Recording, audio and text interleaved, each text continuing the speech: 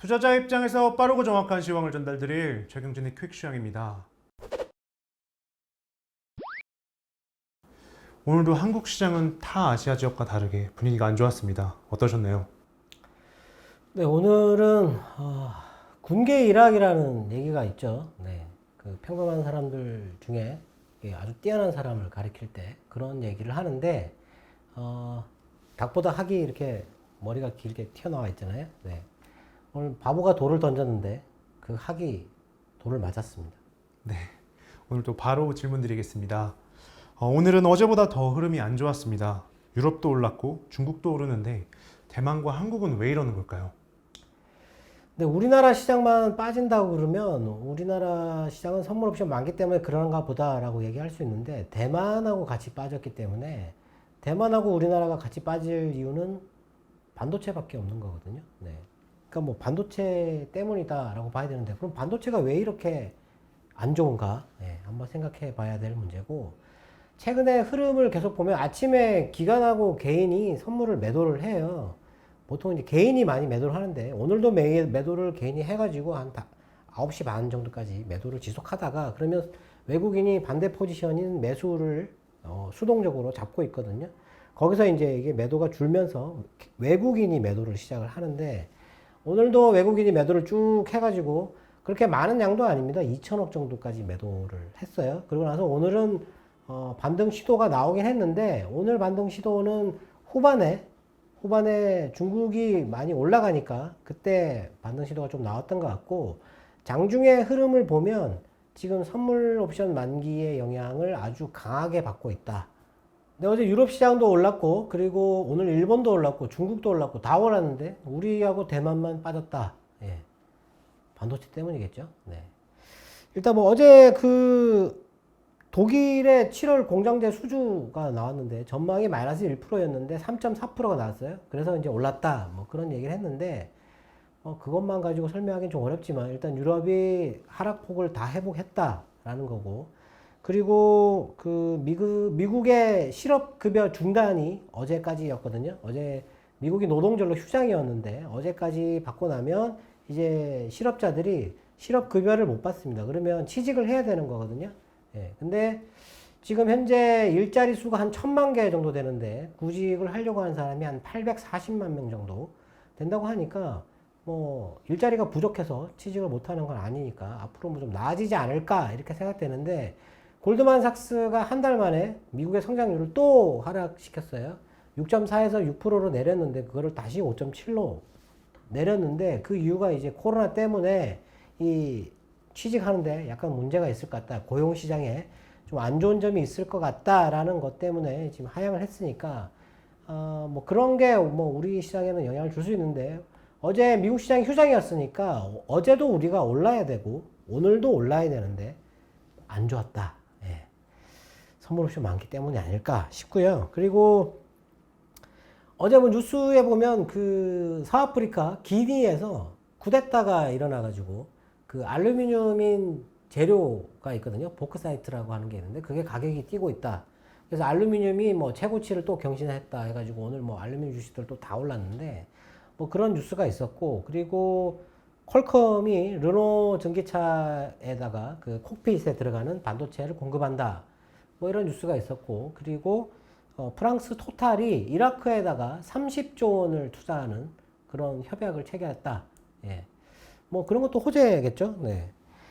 근데 지금 독일에서 그 IAA 그 모빌리티 행사를 하는데요. 그 거기에서 뭐 폭스바겐 회장이나 다임러 회장이나 그리고 그 포드 쪽에서 자동차 반도체 부족에 대해서 아주 심각하다 지금 현재. 예.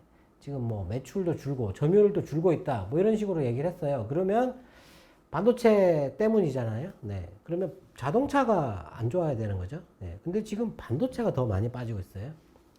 반도체가 이렇게 많이 안 좋은 이유는 반도체는 그 지금 배터리보다 성숙 단계 정도에 들어가 있어요. 왜냐하면 특정 업체들의 점유율이 아주 크다라는 거고, 그리고 기술적인 면에서도 그렇게 성숙 단계에 있는데 지금 반도체 부족해가지고 지금 안 좋다라고 한 지가 작년 연말부터 나왔는데 아직도 반도체에 대한 투자가 뭔가 이렇게 좀 시원한 투자가 없다라는 거죠. 뭐 하겠다, 뭐 2조 원을 투자한다, 뭐 이게 그런 얘기는 많았는데 예. 어떤 시원한 어떤 그런 게 없는 것 같다. 예. 그게 아마 지금 2차 전지는 올라가는데 반도체가 빠지는 이유가 그런 부분이 아닐까 싶거든요. 네. 이렇게 계속 부족하다 하면 뭔가 좀 과감한 투자라든지 뭐 이런 게 있어야 되는데 가격은 계속 올라가는데 투자 뉴스가 그렇게 좀 시원한 게 없다. 이게 좀 아쉬운 부분이 아닐까 싶습니다. 네. 그리고 사우디가 아시아 쪽 판매하는 원유 가격을 인하한다고 했는데 유가는 69달러 정도 선에서 그렇게 크게 밀리지는 않았습니다. 뭐 그러니까 뭐 그건 뭐 악재가 아닌 것 같은데 일단 뭐 이런 뉴스들 때문에 시장이 움직였다. 그런 거라기보다는 오늘 시장은 거의 뭐 선물 옵션 때문에 만기 때문에 그렇게 밀렸다. 상당히 압박을 받고 있다. 그러면 왜 이렇게 영향을 크게 받고 있느냐? 지금 다음 달 10월부터 11월까지 뭐 테이퍼링도 11월 달에 뭐 결정한다고 뭐 지금 얘기가 나오고 있고 그리고 미국의 정치권이 지금 약간 분열 현상을 보이고 있기 때문에 지금 앞으로 추진한다고 하는 예산안이나 그런 뭐 부채 한도 증액이나 이런 것들이 제대로 처리가 안 될 것 같다라는 그런 예측이 있잖아요. 그것 때문에 지금 선물 만기가 9월 달에 만기가 끝나고 나면 12월에 만기가 돼야 되는데 3개월 동안 시장이 안 좋을 수 있다라는 걸 예측을 하지 않습니까? 네. 그렇게 예측할 수 있으니까 그렇게 뭐 선물을 매수할 이유가 없는 거죠. 그리고 지금 현재 외국인의 선물 매도 포지션이 매도로 한 2조 원 정도 되는데 이거를 이번 만기 때 청산하지 않고 2월할 가능성이 높다라고 보는 거겠죠. 네. 그래서 지금 현재 그런 만기 영향을 너무 크게 받고 있지 않나. 네. 오늘 흐름을 봐가지고는 최근에 지금 현재 우리 시장의 부진 요인은 선물 옵션 많기 때문이다. 네. 이렇게 볼 수 있을 것 같습니다. 네. 어제 댓글에 두 가지 질문이 있었습니다. 첫 번째는 선물 옵션의 영향에 대해서 물어보셨고 두 번째는 어제 말씀하셨던 다우존스 부동산 신탁지수 조회를 어떻게 하는지 궁금하다고 하시네요. 네, 뭐 다우존스 부동산 신탁지수 같은 경우는 그 investing.com에 가면 바로 조회가 가능합니다. 그 단축 코드가 DJR이에요. 네. 다우존스 에쿼티 리츠거든요. 네. 그럼 뭐 쉽게 조회할 수 있으니까 우리가 쉽게 조회를 못하는 거는 스프레드 관련된 것들. 네. 그런 것들은 조회가 안 되는데 이런 거는 investing.com에 들어가시면 바로 조회가 됩니다. 네. 그리고 두 번째 질문이 좀 어려운 질문인데 선물 옵션이 지수와 종목에 어떤 영향을 주느냐, 네. 어떻게 영향을 주느냐 이런 질문이었죠. 네. 이걸 뭐 어떻게 설명을 드려야 될지 모르겠는데 이거 뭐 그 질문을 하신 의도가 제가 잘 파악이 안 되는데 일단 지금 시장은 예전에는 그 주식 때문에 선물이 따라가는 그런 시장이었는데 지금은 웩더독 현상이라고 해서 꼬리가 몸통을 흔드는 이게 꼬리가 선물이고 몸통이 주식이라고 그렇게 표현을 많이 하는데 그런 현상이 주를 이루고 있다. 예. 그렇게 보시면 될 것 같은데 이렇게 된 이유는 2010년도에 레버리지 ETF라는 게 나왔어요. 네. 그게 나오면서 그 설정액이 계속 증가를 하게 되죠. 증가를 하면 선물 투자가 계속 증가를 하게 됩니다.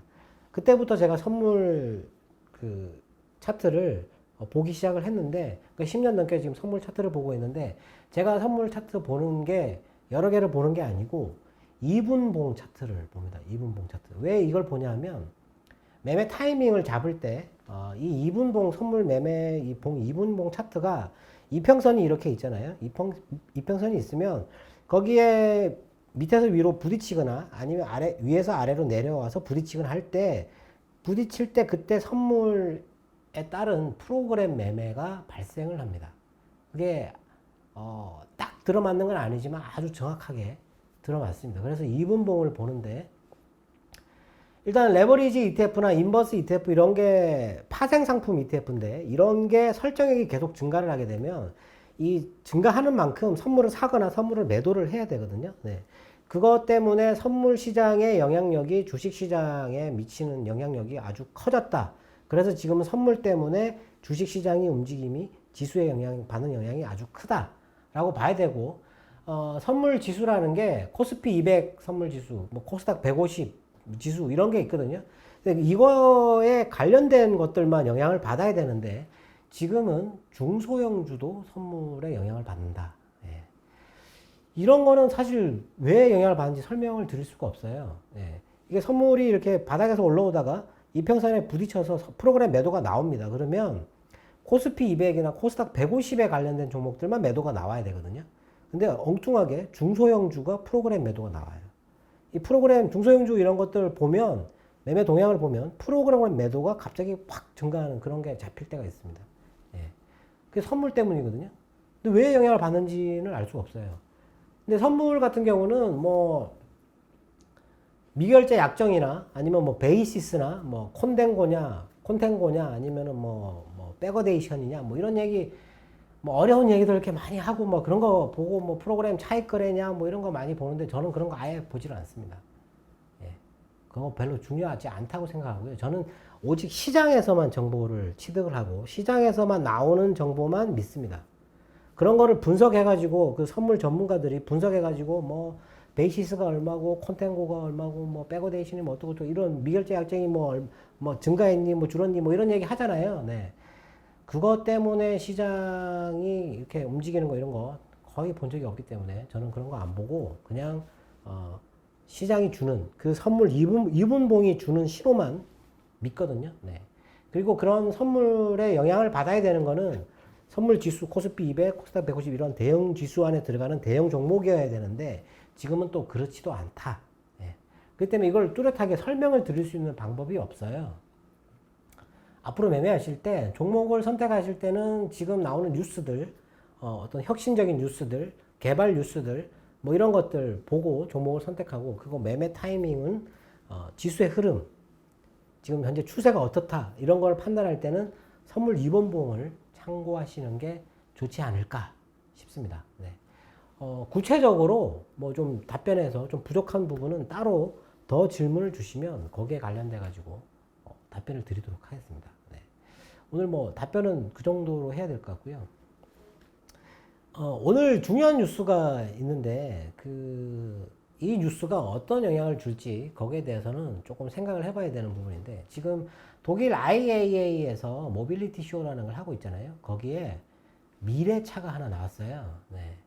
지금 현재 그 폭스바겐 ID 라이프라고 하는 회사 차가 먼저 나왔는데 그 차를 보면 이제 그 차가 나왔을 때 이거 정말 괜찮구나 이런 생각을 했었거든요. 근데 이번에 오늘 본 그 뉴스는 아우디 그랜드 스피어라고 하는 차예요. 네. 핸들이 없어요. 핸들이 없으면 페달도 없잖아요. 네. 어저께 제가 테슬라가 2024년 정도에 핸들과 페달이 없는 차를 만들 거다 이렇게 얘기를 했는데 지금 아우디가 먼저 공개를 했습니다. 이게 미래차거든요. 여기 핵심 기술은 자율주행이잖아요. 자율주행. 자율주행이고 그리고 얼마 전에 현대차에서 eGMP라고 하는 그 전기차 전용 플랫폼이라는 거를 공개를 했었거든요. 예. 그리고 폭스바겐도 그 이번에 그 ID 라이프라고 하는 그 차가 그 전용 플랫폼으로 생산되는 첫 번째 차예요. 그러니까 여태까지는 전기차라고 하면 자율주행 기술이 그렇게 크게 들어가지 않기 때문에 핸들이 있어야 되고 페달이 있어야 되고 예. 그냥 일반 차랑 똑같이 나오는 건데 이 전기차 전용 플랫폼으로 만들게 되면 전기차에만 들어가는 그런 걸로 해서 공장에서 그 자동차 장난감 있지 않습니까? 그거 찍어내듯이 그냥 차를 그냥 만들어낼 수 있는 거예요. 아주 중요한 건데 그렇게 되면 우리는 지금 전기차가 나오면 엔진만 없다라고 생각하잖아요. 근데 그렇지 않아요. 그 플랫폼을 보면 배터리가 있고 모터가 있어요. 예. 그게 다예요. 그게 다지 않습니까? 기아도 없어요. 기아가 필요 없잖아요. 미션도 필요 없고. 그 다음에 이거 핸들. 물론 이제 전기차를 이렇게 운전하려고 하면 핸들이 있어야 되는데, 미래차는 이 핸들도 필요 없는 거죠. 네. 목적지만 얘기하면 걔가 알아서 그냥 가는 겁니다.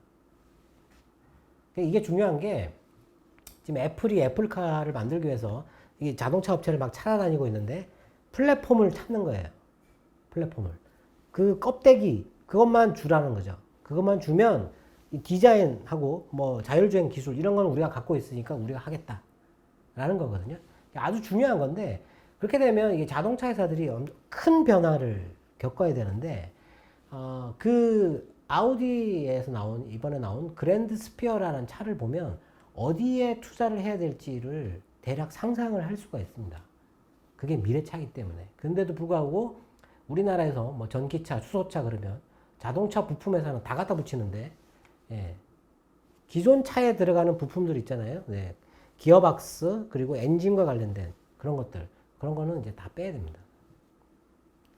투자할 때 주의를 해야 되는 부분이죠. 오늘 그 2차 전지 쪽이 강세였지 않습니까? 금속하고 2차 전지만 강세였는데 오늘 중국 시장도 많이 올랐는데 중국에서 부총리가 그 민영 경제 발전에 대해서 지지를 계속 한다. 이거는 변하지 않을 것이다. 이런 얘기를 해가지고 오늘 중국에서도 2차 전지 관련된 주들이 뭐 거의 뭐 한 20개가 상한가 가고 막 이래 난리가 났었다고 얘기를 했었는데 오르는 종목은 계속 올라요. 오르는 종목은 선물 매도가 나와도 영향을 받지 않습니다.